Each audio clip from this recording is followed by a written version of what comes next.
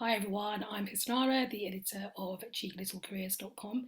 In this video, I'm going to be chatting to Sarah Sparks, who is a coach specialising in mental well-being and also now a published author.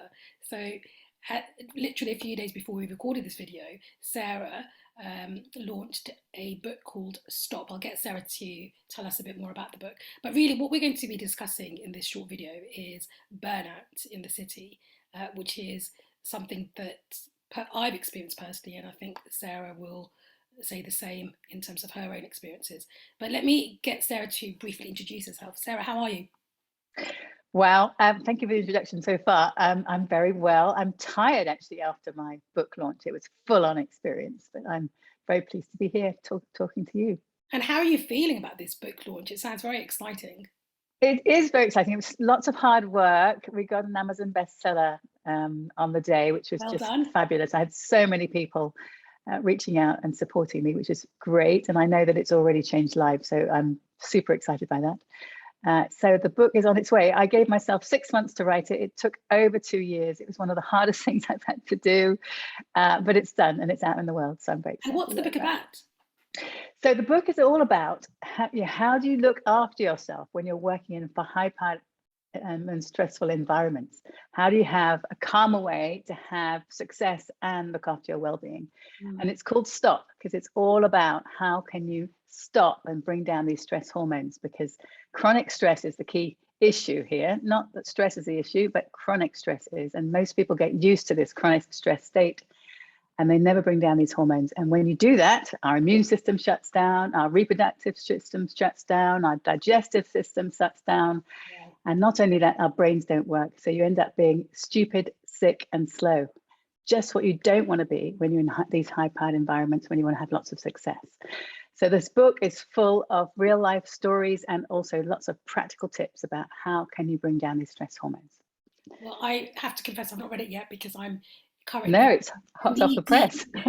and I'm currently knee deep in listening to Michelle Obama's autobiography. But yours is Mm. next on my list because it sounds very fascinating and certainly something I would really benefit from reading myself, having spoken quite openly about some of the mental health challenges I've experienced. What you have also spoken about burnout. How did that come about, and how did you overcome that? Well, it came about when I was working for Goldman Sachs, and I had a very demanding job when I was looking after Asia, actually working in Europe and reporting to America. So I had a kind of 24/7 job. And I remember one of these days very distinctly when I'd had people calling me throughout the night from Asia, needing to speak to my boss, and he didn't have time for me that day. And at that point, I was exhausted. I was overwhelmed. I couldn't think straight. I couldn't read words on a page. I was swimming around. I was completely in a state of panic.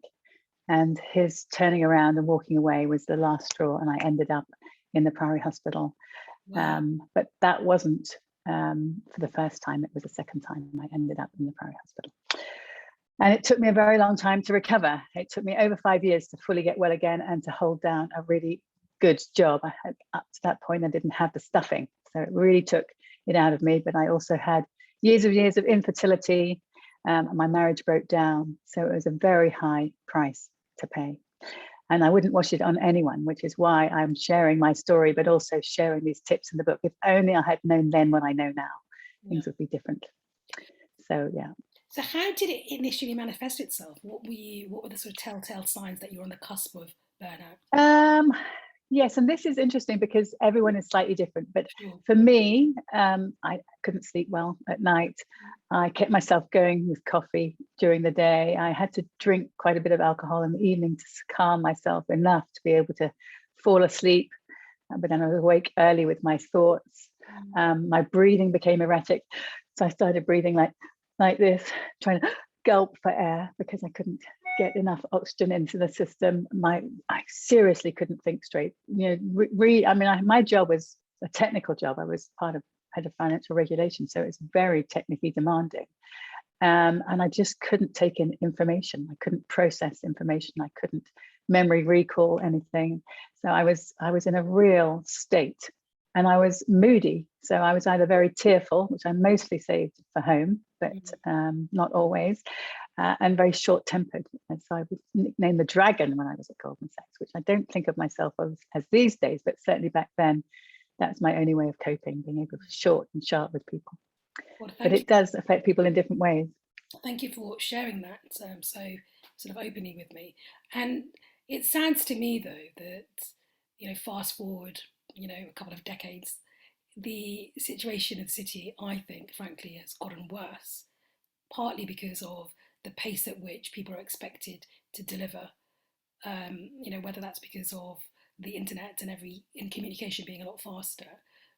Would you say that it's got worse or the same, but absolutely got worse. The pace is so much faster, inevitably, isn't it? Because technology has moved on and our ways of communicating has moved on. No longer are we writing letters and spending a couple of days considering our responses. We are expected to respond there and then, and we're not giving ourselves that quality time to think.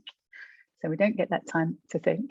And it would be all very well if we were machines and we could just battle on doing it, but we're actually human beings, not human doings. And what I fundamentally believe is the way that we work doesn't work anymore. We need a major overhaul, but we're not in that place of being willing or able to do that. And so individuals themselves have to absolutely look after themselves to have a sustainable strategy to cope. Because the people who are going into the workplace these days are going to have a very long career. I don't know whether you know, but if you were born right now, like today, you would live on average to 102. Average to 102. So people of that vintage are no way going to be able to have education, career, retirement. They just would never be able to afford the retirement without a very long career. And the same is true for youngsters who are in the workplace starting now. Their careers are going to be significantly longer than mine. So they need to have a sustainable way of working. They cannot afford to burn out, and they cannot afford to burn out early, because these are the most lucrative years, the most productive years. You have less responsibilities and obligations, so it's prime time. And the City Mental Health Alliance and Bupa issued a report last week, and I just want to quote the statistics. And this is a report for people who in the young professionals in the first 4 years of their career. And 60% of those people had said they'd experienced burnout already. That is just really shocking. 61% said it was difficult to do their job well and concentrate. And 45% said the pressure of working consistently long hours was negatively impacting their mental health. So many other statistics I really recommend, and maybe we can include the link for the report, because it's definitely worth a read. But you cannot afford to burn out early in your career if you want to have long-term success. But we don't want just long-term success. We want long-term success with happiness and well-being. I mean, what's the point otherwise? So it's really, really important. And I'm sounding a bit preachy, I'm sorry, but it's really, really important that people do what they can to bring these stress hormones down every day at some point, because otherwise they'll be suffering too. Don't worry about preaching, because I speak academically about the importance of this topic. And initially, I always thought it was all a bit sort of fluffy. And when I experienced it myself, for me, it was anxiety. Mindfulness has become my savior in terms of helping me to bring my sort of stressors down, because it actually got to the point where it was manifesting itself through blood pressure that was out of control. And my doctor said that I just had to slow down. So fear not, you're backing everything you're saying. What advice would you give to someone whose initial response will be, or automatic response will be, I work in the city, I'm expected to work long hours, I can't possibly sort of leave on time, and that's the price you pay for earning a good salary?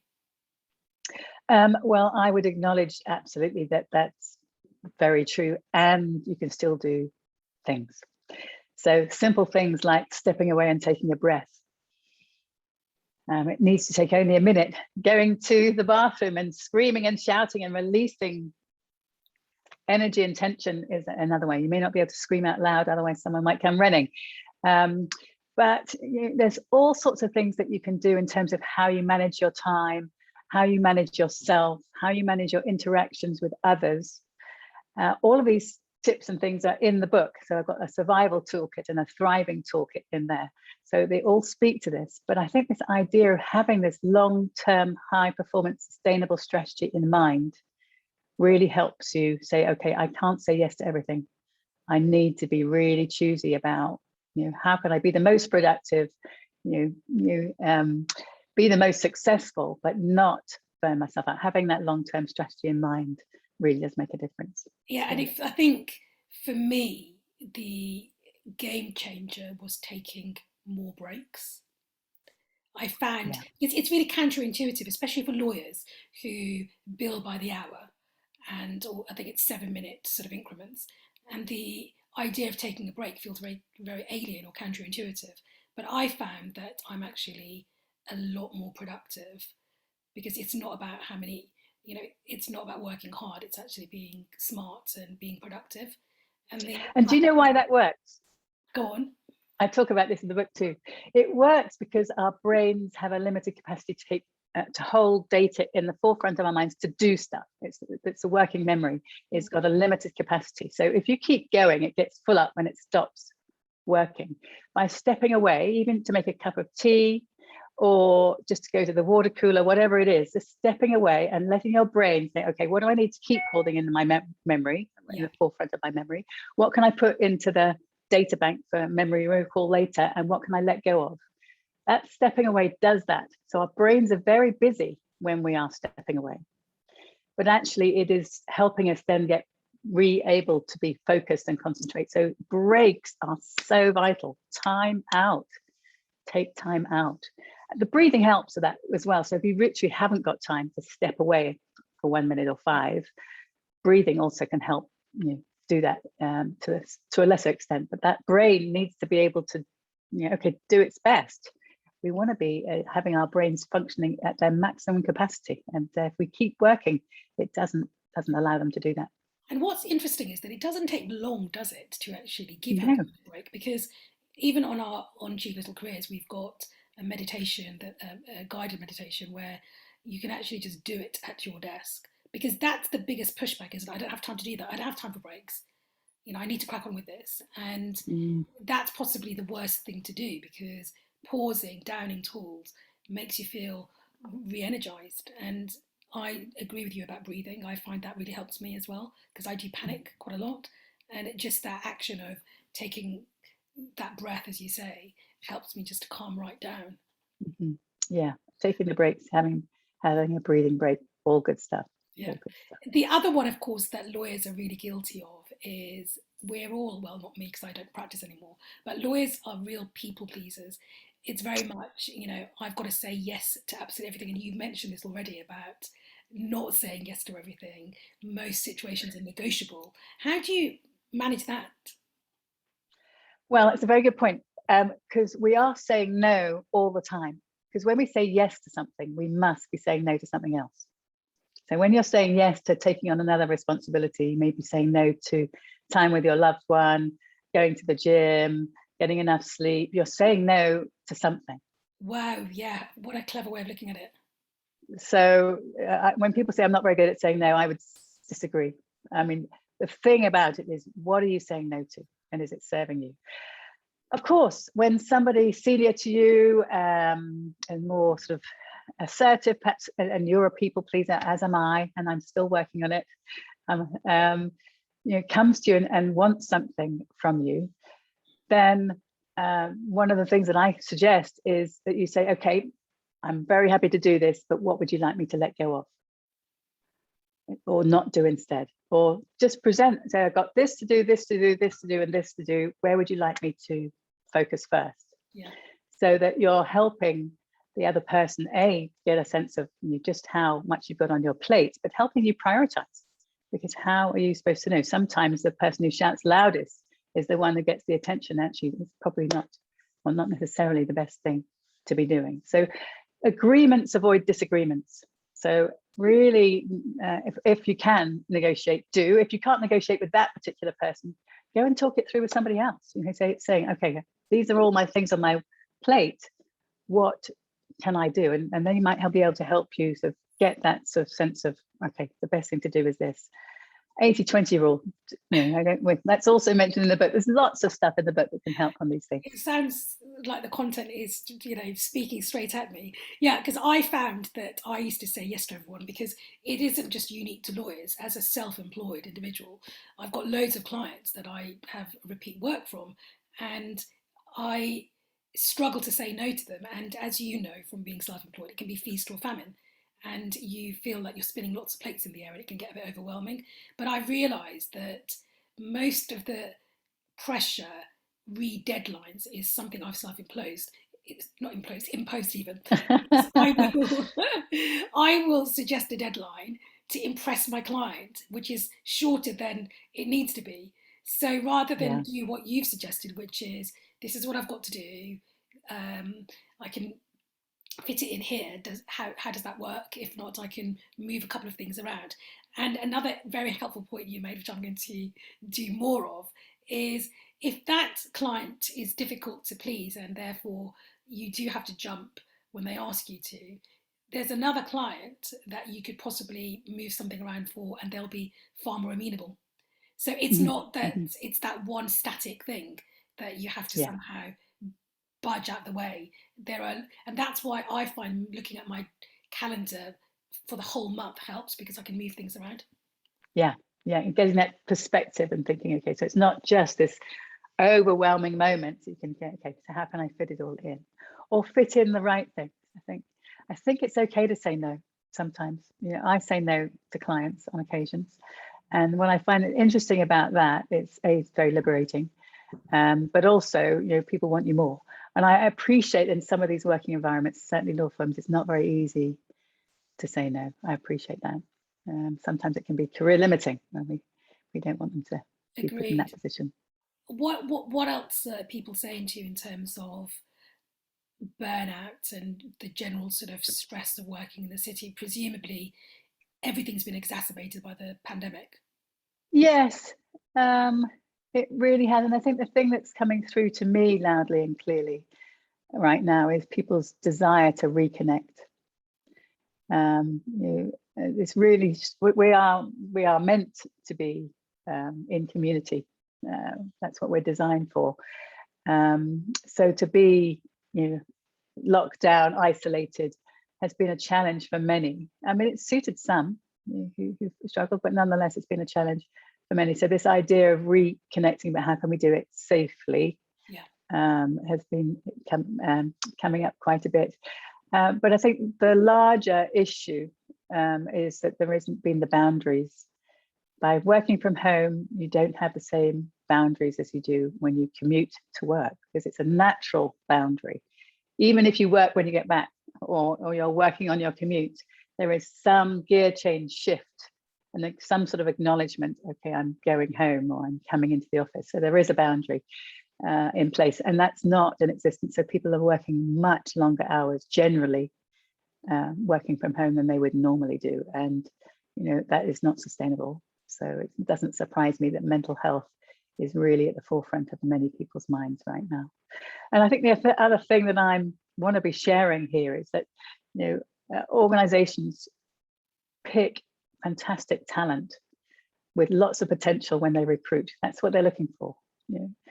And so really they're recruiting a thoroughbred racehorse. And yet when they get put into these environments, these high-powered environments, that's not how they're treated then. The systems, the resources, the expectations, the demands are not one to, yet anyway, that really help people remain at their thoroughbred level. So individuals really have to work hard to be able to keep, to their high potential status. Really, they really do have to work hard against the system. Yeah. What would you advise individuals who are experiencing challenges at work? How do you go about flagging this with an employer? Because that makes me feel very nervous.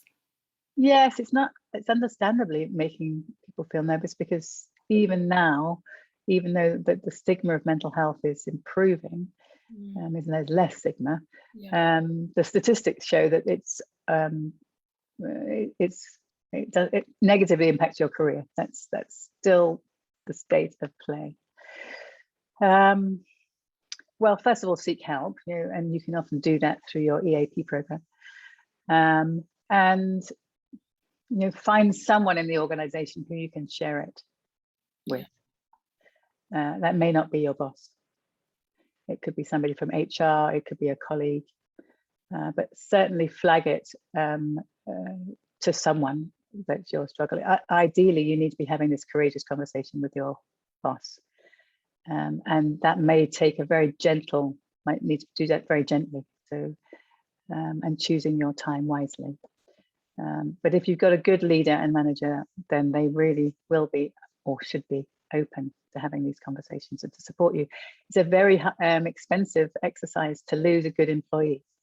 They really wouldn't want to be doing that if they were thinking in that way. But yes, it's a hard one. I don't really know. It's very individual and it's very situational. But don't keep it to yourself. Seek help, number one, and do share it with somebody in the organization. Yeah, it's very important. I think the one thing I'd add to that is don't let that voice in your head talk you out of doing it because you're trying to predict the outcome. Because I always predict what a conversation is going to turn into, and then say, do you know what, I don't want to. I feel embarrassed. The other person's going to laugh. They're going to think I'm being pathetic.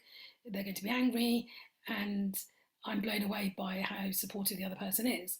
And I was completely wrong. So trying to not be dictated by that voice in your head is also a good strategy, I think. Yeah, so absolutely don't mind read. Check it out.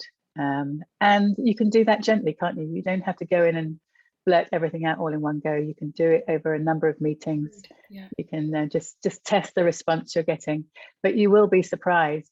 I mean, I like to think you'll be positively surprised that when you do reach out for help, people will be there. Yeah, I think for me, this biggest cause of stress is worrying about the unknown and then creating this fictitious sort of idea of what the situation is. And it's better for me to actually figure out that, the reality by doing a bit of fact checking and having the relevant conversations rather than trying to predict what those conversations are going to be about. Yes, and I think that's one of the things that can run away with you, catastrophizing and imagining the worst case scenario, when actually we just don't know. We just do not know. We're mind reading what the other person and how the other person will respond, and it's just never turns out that way. It never turns out that way. So talking about looking after yourself, just because we're going to be out of time in a moment, how are you going to use your downtime now that the pressure of launching the book is over? Well, I have. I'm very excited to say that I have booked a Eurostar ticket to Amsterdam, where I have a boat that I've not seen in over 2 years. So I'm going to go and stroke my boat because it's actually out of the water, believe it or not. I don't care, I'm going anyway. So I'm going to the boat and sorting out a number of things, including a new cover for it, but and to hang out with some friends out there in Holland. So that's what I'm going to be doing. I'm going to let the train take the train. So I'm going to go to the airport and do all that stuff. So that's one of the things. But in the immediacy, I have organized a massage and I'm hanging out with some people who really energize me. I choose my company this week very carefully because I really want to be hanging around what I call radiators and not drains, and not people who are going to drain my energy, but people who are going to lift me up and I'm going to enjoy being with. So I've chosen some fabulous people to hang out with this week. Well, I'm glad that you hung out with me this morning then. That's yes, you're one of my radiators. Definitely. Fantastic. Definitely. Well, look, Sarah, it's been absolutely fantastic catching up with you, and good luck with the book sales. I will be purchasing a copy because it sounds fascinating, the content, and super helpful, super helpful. And I'm sure we'll catch up again very, very soon. So thank you very much. I look forward to it. Thank you very much.